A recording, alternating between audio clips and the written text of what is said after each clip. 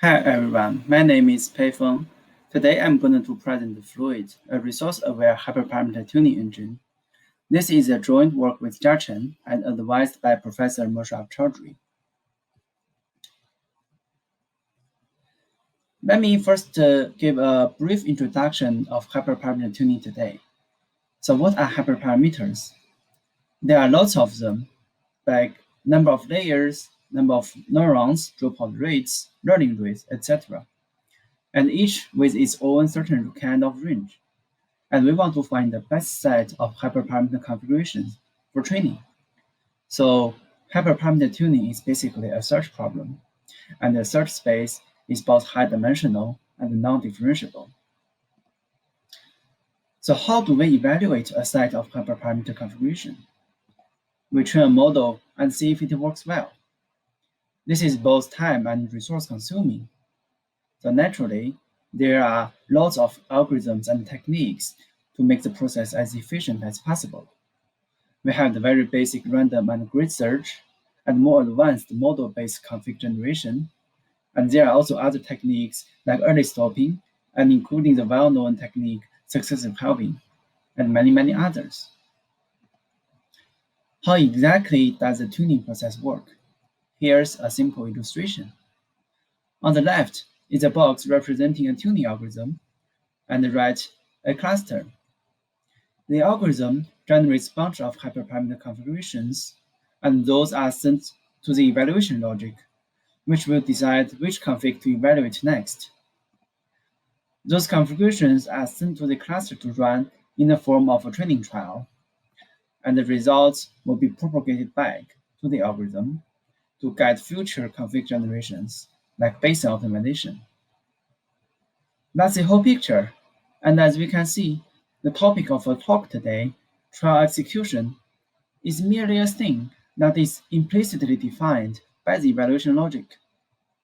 In other words, it's the algorithm's sole responsibility to directly interact with the cluster for trial execution, and in most cases, tuning algorithms does no more than a simple FIFO queue and forget about it.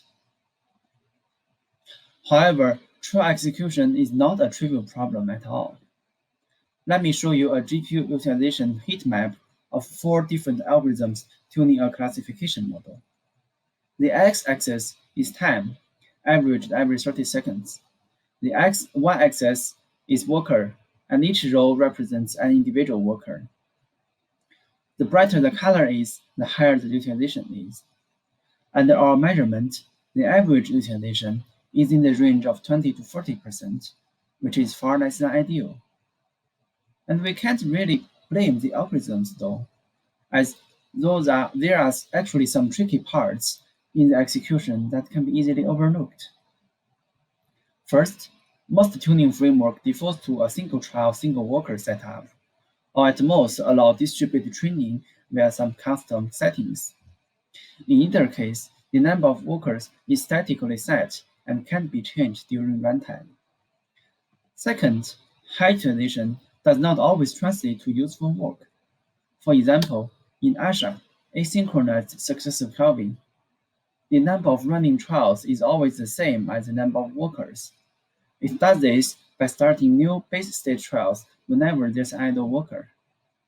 This certainly helps improve the utilization overall, but beyond a certain point, adding more workers does not speed up the algorithm at all, because those extra workers are busy computing the base state trials, which are unlikely to be ever used by the final results. Please see the more detailed discussion of these two in our paper.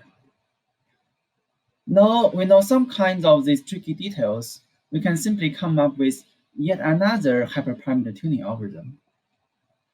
But what about other existing algorithms? This does not help with the whole system at all, because those existing algorithms will mostly still using FIFO under the hood. The more fundamental problem is that trial execution is tightly coupled with the algorithm itself, which makes it hard to apply to other algorithms, and also hard to improve without deep knowledge inside the algorithm itself. So what else can we do? As the saying goes, all problems in computer science can be solved by another level of indirection. And that is basically what we did. Recall how the tuning algorithm work and how they directly talk to the cluster.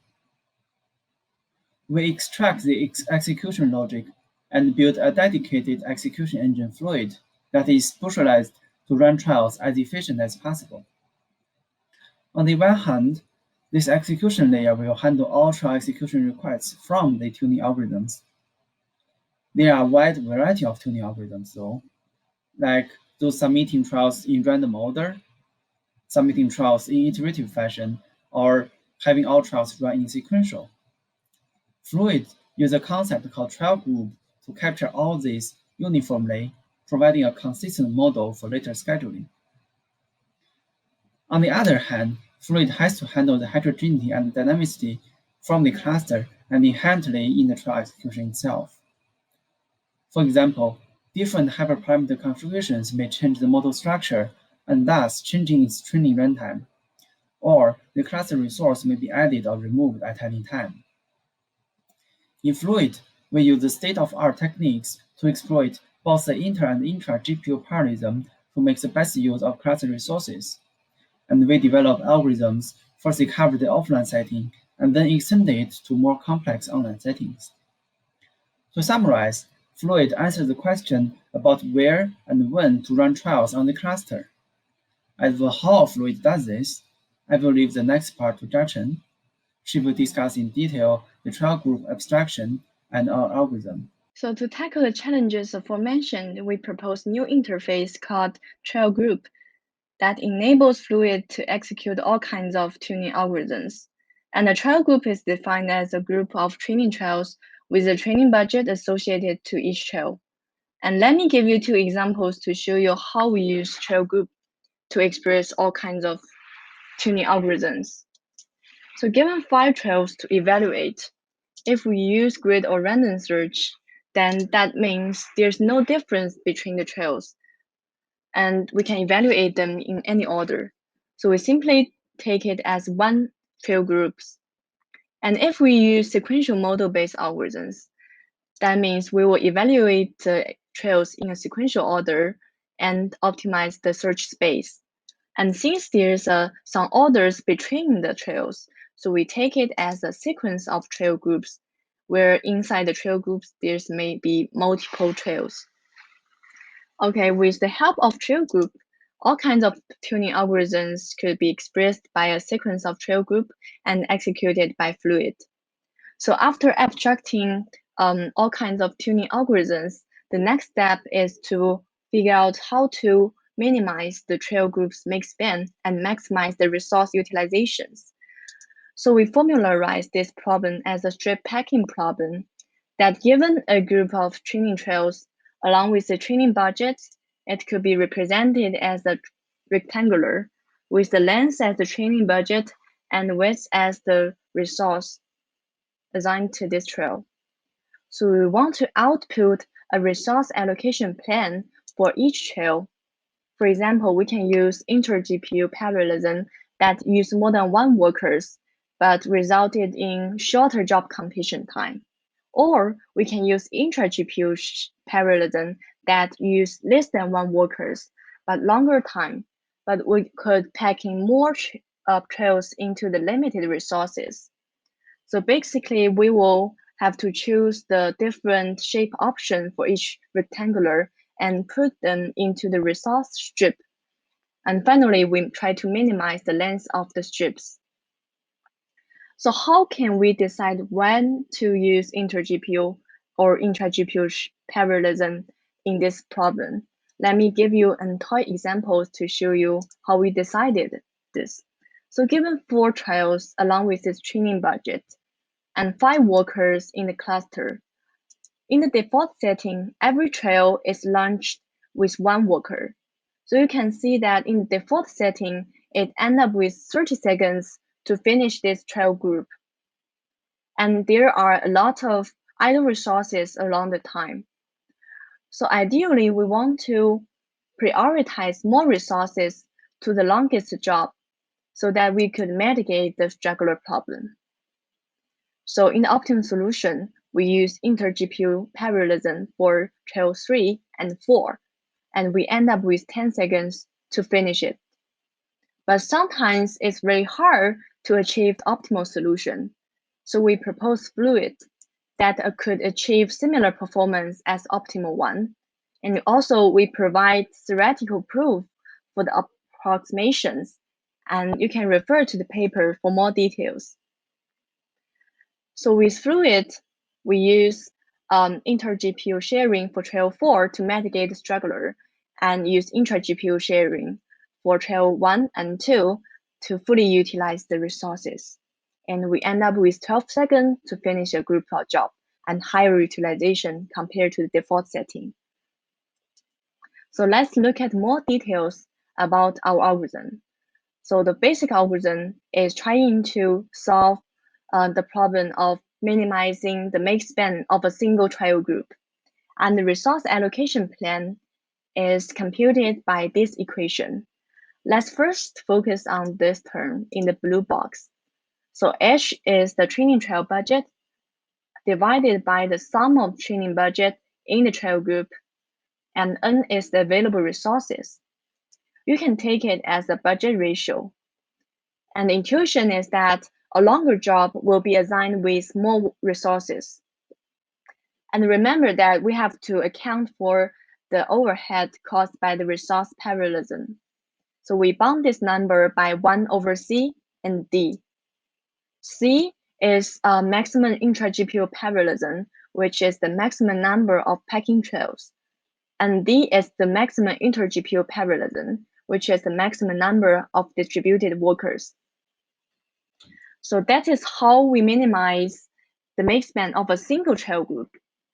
As we mentioned, we have to deal with dynamically changing workload, like there's new trail groups added or old trails removed. So in that case, we upgrade our static fluid to dynamic fluid using similar intuition behind them. And for dynamic fluid, we can handle these two cases, try to minimize the make span of multiple trial groups and try to deal with the dynamically changing resources. And you can find more details in our paper. Let's look at the evaluation part for our paper. Now here is our evaluation setup.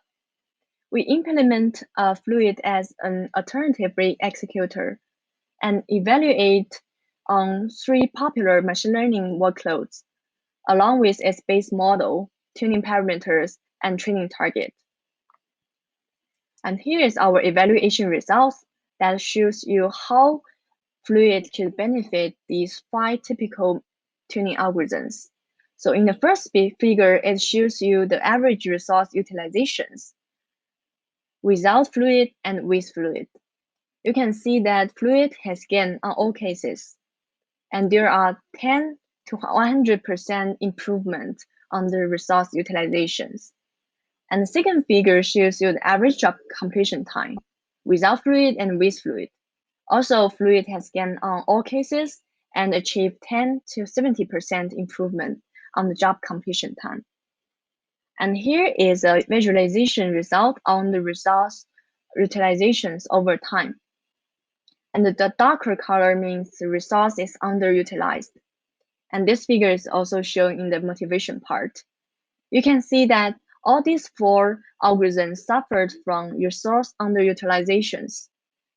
But with the help of Fluid, we can achieve a lot improvement on the resource utilization from 30% to 70%.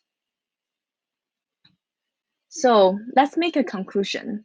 So in this paper, we present Fluid, which is a hyperparameter tuning execution engine that can be combined with most tuning algorithms. And the machine learning researchers don't need to make any modifications on the algorithm side and achieve higher resource utilizations and shorter end-to-end tuning time. Our project is open source, so feel free to use it on the GitHub.